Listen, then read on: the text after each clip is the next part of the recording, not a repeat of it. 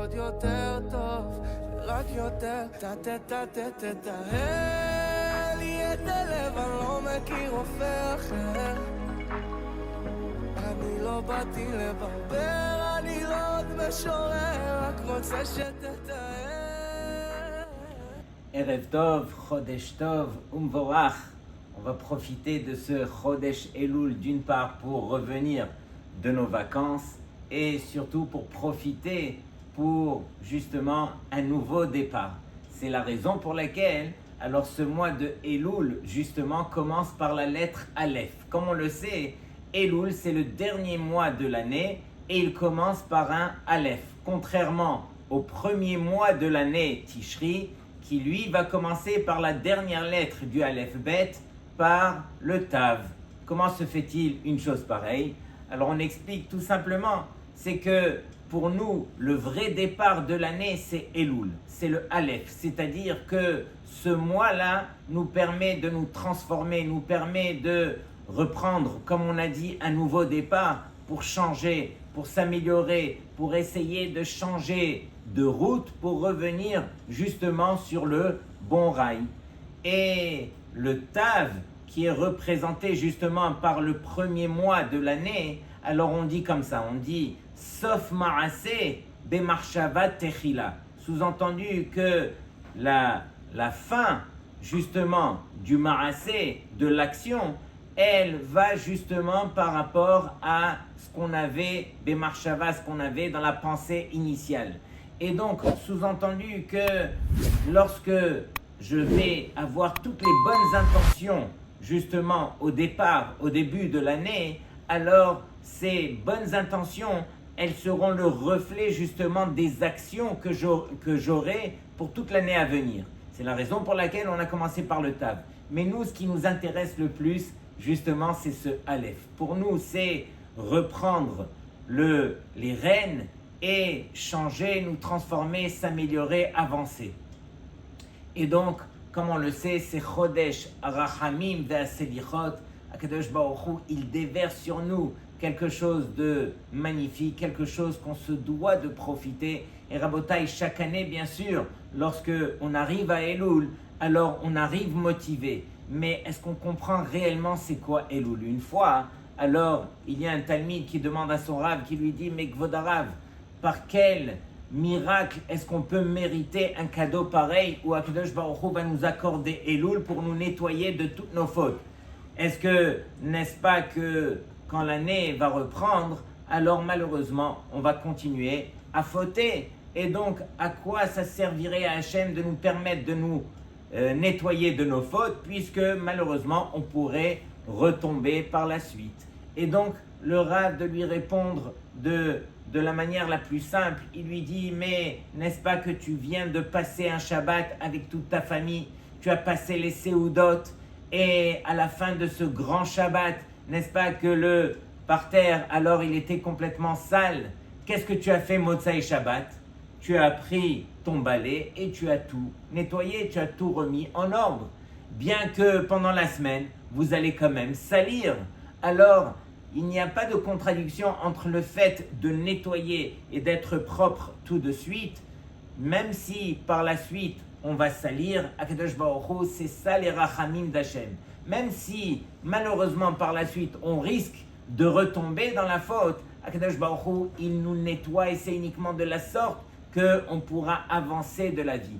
On n'a pas idée, mais quel rachamim Akadosh Baruch Hu nous permet justement d'effacer tous les écrans qu'il y a entre nous et lui à cause de nos fautes, lorsqu'il nous permet justement de nettoyer. Je me rappelle une fois d'un très beau machal que le Rav Ovadia Yosef Zatzal, il avait raconté. Il avait dit que il y avait deux villes qui étaient collées l'une à l'autre et il faisait beaucoup d'échanges entre les villes, et donc il y en a qui prenaient de leurs marchandises et qui allaient la vendre à l'autre, et ainsi de suite. Mais entre ces deux villes, il y avait dans une seule des deux villes, il y avait un cimetière. Et donc on était obligé d'enterrer les gens uniquement dans cette ville. Et est arrivé un moment où il y a eu une grande dispute entre les villes, et ça y est, on avait décidé qu'il n'y avait plus d'échange. Et personne ne se parlait entre eux, mais la seule chose qui continuait entre ces villes, c'était bien sûr lorsqu'il y avait un mort, malheureusement, alors il fallait retourner dans la ville où il y avait le cimetière. Et donc, au fur et à mesure du temps, alors ils se sont rendus compte que du fait qu'il n'y avait plus d'échange, alors on va essayer de faire des feintes. On va faire semblant qu'il y a un mort, et quand on va aller pour l'enterrer, alors on va sortir du cimetière, on va sortir du cercueil, pardon, la marchandise, et on va continuer à vendre. Et c'est ce qu'ils ont fait. Une fois, un des gardes, alors il a intercepté justement un convoi de 10 personnes qui étaient venues pour enterrer un mort, et il a dit, mais c'est pas normal, il n'y a personne qui est en train de pleurer, je n'entends pas ni de grand-mère en train de pleurer, ni de gens, et donc il leur a dit, mais laissez-moi voir qu'est-ce qu'il y a dans ce cercueil. Et donc à partir de là, ils se sont tous mis à pleurer, et là, qu'est-ce qu'il leur a dit? Il leur a dit, mais non, maintenant, c'est trop tard pour pleurer. Si vous aviez pleuré lorsque vous êtes arrivé avec le cercueil, alors j'aurais dit, je comprends, ils viennent pour enterrer leur mort. Mais vous pleurez après, c'est déjà trop tard. Et de même, nous aussi. Alors, on n'aura pas le droit, justement, de regretter une fois que Elul est passé. Il faut profiter de chaque instant, Rabotai. S'il s'agit de pleurer, c'est maintenant. Et lorsque je parle de pleurer, alors c'est quelque part reconnaître un petit peu les choses qu'on se doit de changer, qu'on se doit d'améliorer. On est là devant Boré Olam, Akadosh Baruch Hu, lui, il a ses mains grandes ouvertes, il nous accorde une aide du ciel spécial, à nous d'en profiter pour chaque instant. Et donc Rabotai, regardez les paroles du Gaon Mivilna. Le Gaon Mivilna, il dit que lorsque la ville de Ninvé, comme on le sait, c'était des Rechaim là-bas, c'était des Goïm. Alors, Akadosh Baruch Hu, il a été Merachem. Et Hachem, il a dit, je ne voudrais pas justement détruire cette ville, je ne voudrais pas punir ces Rechaim. Et donc, il a envoyé son prophète, nul autre que Yona, pour avertir la ville. Et Hachem a dit, Ki chai ani neum Hachem im erpotz bemot harasha, ki im beshuv rasha midarko vachaya. Akadosh Baruch Hu, il dit, je ne désire pas tuer les Rechaim. Tout ce que je veux, c'est que ce rachat, il revienne sur la bonne voie et qu'il fasse teshuva. Et donc, il a envoyé Yona pour les avertir. Mais Yona, lui, a décidé autrement. Il n'a pas voulu, justement, avertir ces Rechaim de peur qu'ils fassent teshuva. Et comme c'était des goïm, alors ça aurait été quelque part une accusation contre les Béné Israël qui, eux, ne revenaient pas de la faute nécessairement. Et donc, Akadosh Baruch Hu, il a insisté auprès de Yona, et le Gaon Mivina, il nous dit comme ça, il nous dit, c'est écrit dans le verset, Vayachen Yona lavo ba'ir me'alech yom echad, vayikra vayomar, od arba'im yom veninve pachet. Et donc finalement, Yona était obligé, et il leur a dit, encore 40 jours, et la ville de Ninvé, elle sera détruite. Et le Gaon Mivina, il dit que quand est-ce que Hachem, il a envoyé Yona finalement? C'était Rosh Chodesh Elul. Et donc Rosh Chodesh Elul, justement, c'était pour nous montrer que ces 40 jours, alors c'est 40 jours sur lesquels on se doit de profiter. 40 jours, c'est pas par hasard. C'est un moment qui est unique pour permettre à l'homme de se transformer. De la même façon que on dit que Yetzirat Havlad, le fœtus dans le ventre de la maman, alors il se crée quelque part en 40 jours, et c'est la raison pour laquelle la Gemara dit que si on doit prier justement pour que ça soit un garçon ou une fille, alors on a 40 jours pour pouvoir le faire. Après les 40 jours, la Gemara dit Harezot Filat Shav, c'est une fila qui est en vain. Pourquoi? Parce que ça a été déjà créé, sous-entendu qu'après 40 jours, c'est déjà une création. De même, nous aussi, lorsqu'on va travailler pendant ces 40 jours, alors on va se transformer, on deviendra justement comme ce fœtus, Bria Hadasha, on deviendra justement une nouvelle création Et donc, c'est à nous de profiter justement de ce cadeau qui s'appelle 40 jours. Et donc, ici, on sait aussi, il y a un beau remez. J'ai vu un rav qui écrivait que la gematria, la valeur numérique de Ktiva ve'Hatima Tova, la valeur numérique est de 928. C'est la même valeur numérique que Elul et Rosh Hashanah. Faites le compte, vous allez voir que Elul et Rosh Hashanah équivaut à 928.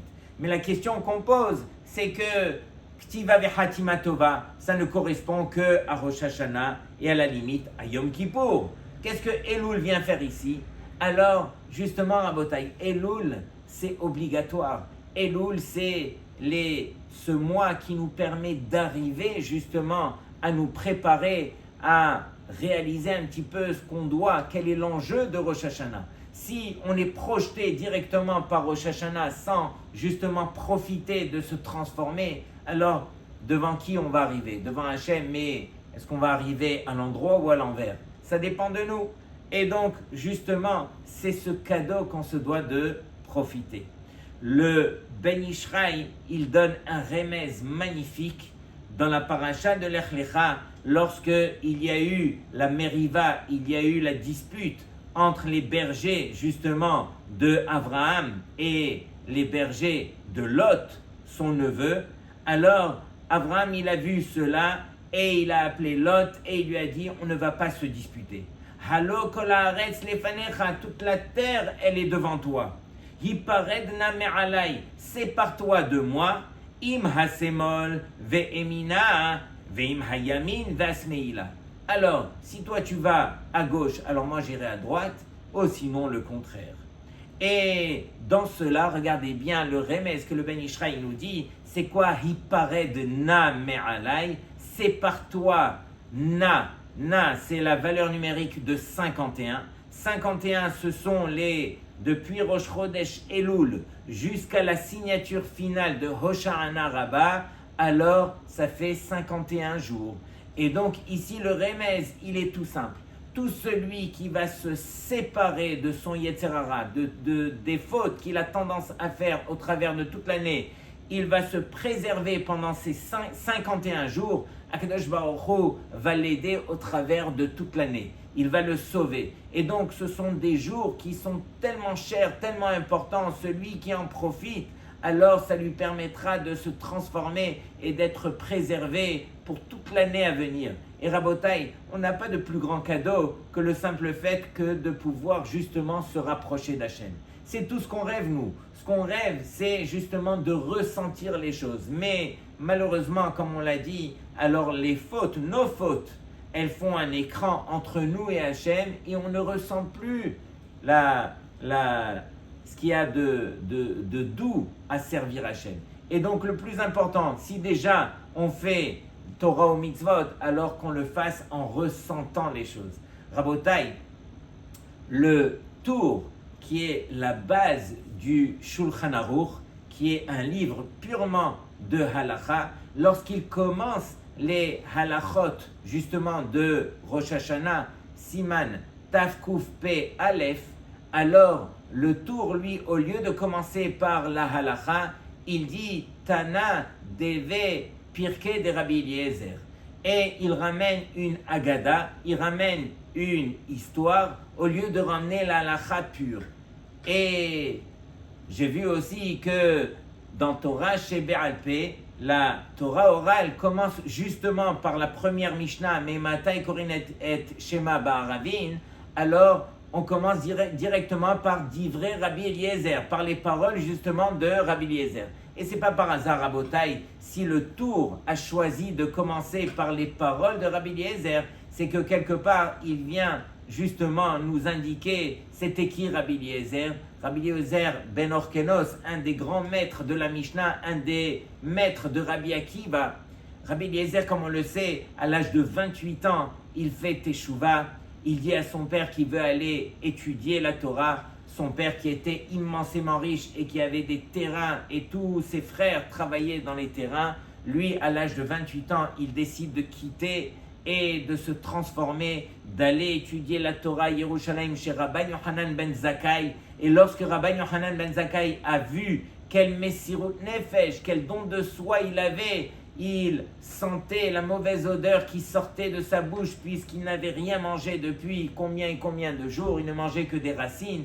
Alors à partir de là, Rabbi Yochanan ben Zakkai lui a fait une bracha, il lui dit que de la même façon que je sens cette odeur sortir de ta bouche, alors ta bouche, elle aura le mérite d'éclairer tout le Ham Israël, justement par la Torah. Et ce Rabbi Eliezer, justement, il vient sous forme d'image de nous montrer que tout le monde peut se transformer. Même celui qui est parti au plus bas des bas, même celui qui s'imagine que ça y est, chaque année je joue au même jeu, j'arrive devant Hachem, je commence les slichot, j'arrête en plein milieu et je continue à fauter, l'année elle est passée, est-ce que je me suis réellement amélioré? Alors à Botaï, c'est ce que le tour vient nous enseigner. En tout cas, sous forme de remède, sous forme d'allusion, c'est qu'il y a une transformation possible chez chacun.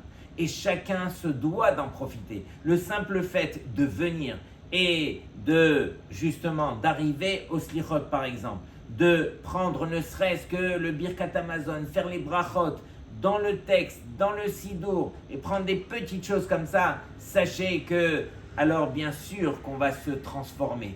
Il ne faut pas s'imaginer que le contraire, sous-entendu que l'homme, dès qu'il voit qu'il échoue un petit peu, c'est pas à la perfection, alors il a tout perdu. Au contraire, ne serait-ce que de s'améliorer un petit peu, c'est déjà un but en soi. Et donc, Rabotai, ne pas se laisser emporter par le Yetzer Hara. La paracha de cette semaine, elle nous parle de Shoftim Veshoterim Titen Lecha.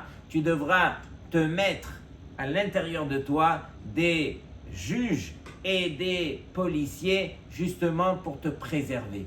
Et on raconte une fois que de quel shoftim et shotrim est-ce qu'il s'agit.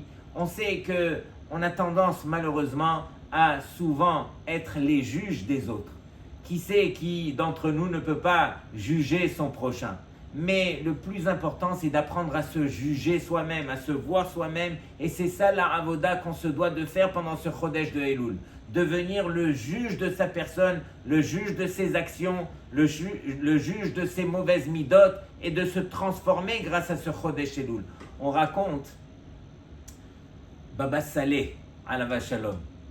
Alors, on raconte qu'une fois, alors il s'est préparé, Baba Saleh avec sa femme, avec ses enfants, ils se sont préparés justement pour monter à Yerushalayim. Lui, il était à Netivot et ils ont chargé la voiture. Et bien sûr, lui, quand il voyageait, alors il était obligé justement de prendre avec lui tout ce qu'il avait besoin, ses marmites, son manger, ses sfarim, et de faire la route de Netivot à l'époque jusqu'à Yerushalayim, c'était toute une route. Et donc, il s'était préparé en famille.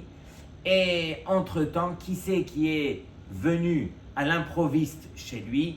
Un homme qui venait depuis Haïfa et qui avait voyagé toute la journée. Et donc, comme je vous l'ai dit à l'époque, c'était très très long. Il avait fait Haïfa jusqu'à Tel Aviv jusqu'à Beersheba. Ensuite, il a pris un bus qui l'a ramené jusqu'à Netivot. Et il arrive, n'avait rien mangé de la journée. Il arrive et il tape à la porte. Et bien sûr, on lui dit, mais non, Baba Saleh, lui, il voyage, il ne reçoit pas aujourd'hui. Et donc, impossible de voir le Rav. Mais il a dit, mais je viens de Haïfa, j'ai voyagé toute la nuit, permettez-moi ne serait-ce que de voir le Rav. Et pourquoi il était venu voir le Rav? Parce qu'il était marié depuis de longues années et n'avait jamais eu d'enfant.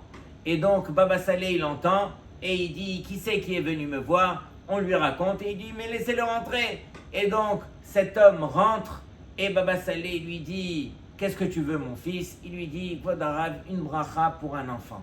Et il lui dit, mais qu'est-ce que tu as fait jusque-là? Quelles sont les ségoulottes? Il a dit, mais moi j'ai fait toutes les ségoulottes qui sont marquées dans le Rav Chaim Palaji. Et il a commencé à lui énumérer, il lui a parlé, Et Baba Saleh lui a dit, alors tu sais quoi mon fils, assis-toi ici. Et donc Baba Saleh, qu'est-ce qu'il fait? Il réfléchit un petit peu, ensuite il appelle sa femme et il lui dit, ma femme, s'il te plaît, amène-nous quelques salades, qu'on fasse des brachot ensemble pour justement que cet homme, il ait la bracha. Et donc, sa femme, elle elle se dit, mais on était au point de quitter pour monter à Yerushalayim. Et bon, elle écoute, Ishak Shera Osa Retzon Ba'ala, une femme cachère, elle fait selon la volonté de son mari, et donc elle va dans la cuisine, elle prend tout ce qu'elle peut, et elle fait quelques salades, elle les amène, et donc Baba Salé lui dit, mais est-ce qu'on pourrait avoir aussi un peu de pain? Et donc, elle va chercher le pain, et elle se dit, mais quoi, ils vont s'attabler, mais qu'est-ce qui se passe? Et donc, ils font Netilat Yadayim, ils font Motzi, et ils mangent les salades. Une fois qu'ils ont fini les salades, Baba Salé, bien sûr, il parle avec cet homme, il retourne voir sa femme et lui dit, ma femme chérie, s'il te plaît, un peu de poisson. Un peu de poisson? Ah, mais bon, elle ne dit rien, elle retourne et elle va chercher encore du poisson. Et à l'époque, bien sûr, il n'y a pas de micro-ondes ou quoi. Il fallait faire sortir le poisson, il fallait le cuisiner, il fallait le faire, ça prenait du temps. Et en fin de compte, elle a cuisiné le poisson, elle leur amène le poisson. Ils mangent le poisson et après le poisson, il retourne voir sa femme, chérie, s'il te plaît, un peu de viande. Ah, un peu de viande. Mais quand est-ce qu'on va voyager? Mais encore une fois, elle retourne, elle fait la viande comme elle peut et jusqu'à ce qu'elle la ramène. Et donc ils s'attablent encore une fois, ils continuent le repas et ils ont mangé la viande et même le dessert. Et à partir de là, alors on voit que Baba Salé, il lui fait une bracha et il lui dit, mon fils, tu auras un enfant, ça sera un garçon et tu l'auras cette année, Be'ezrat Hashem. Et lui, il reçoit la bracha du tzaddik et il rentre chez lui. Et donc, toute la famille, ils disent à Baba Salé, alors on n'a plus une seconde là, on a perdu tellement d'heures et tout ça, qu'est-ce qui s'est passé? Et donc, tout le monde monte dans la voiture et ils s'en vont en route vers Yerushalayim. Et donc, bien sûr, ils n'ont pas pu s'empêcher de dire, Vodara, mais pourquoi tu nous as fait traîner autant? Il fallait lui faire une bracha, qu'il est un garçon, et c'est bon, et on voyage. Pourquoi on a fait tout cela? Alors, il leur a dit, écoutez bien, lorsque j'ai vu cet homme, alors je n'avais rien à lui dire pour lui permettre d'avoir justement la bracha d'un garçon. Et donc, qu'est-ce que je me suis dit? Je me suis dit, bon, alors tu sais quoi? On va prendre sur nous quelque chose. Et donc, j'ai demandé à ma femme, je lui ai demandé d'abord les salades. Et j'ai vu que c'était déjà assez lourd pour elle. Elle devait retourner, préparer, et tout le monde qui attendait. Et ensuite, on a fait même motzi. Après, j'ai demandé le poisson. Après, j'ai demandé même la viande. Et quand j'ai vu que tout le monde avait pris sur eux, c'était un travail des midotes. C'était un travail qui était insupportable. Alors, j'ai dit, s'il te plaît, Akadosh Baruch Hu, par ce travail qu'on a fait sur nous-mêmes, on a pris sur nous, alors réjouis ce Ben Israël qui a besoin d'un enfant. Et grâce à ce travail que vous avez pris sur vous, alors justement, alors il a eu un enfant. Mais Rabotai, ce qu'on retient de plus important, c'est que, comme on a dit, c'est très facile d'être chauffé, d'être un juge sur les autres. Mais le plus important, comme il l'a fait, comme il l'a montré, Baba Salé, c'était de prendre sur soi.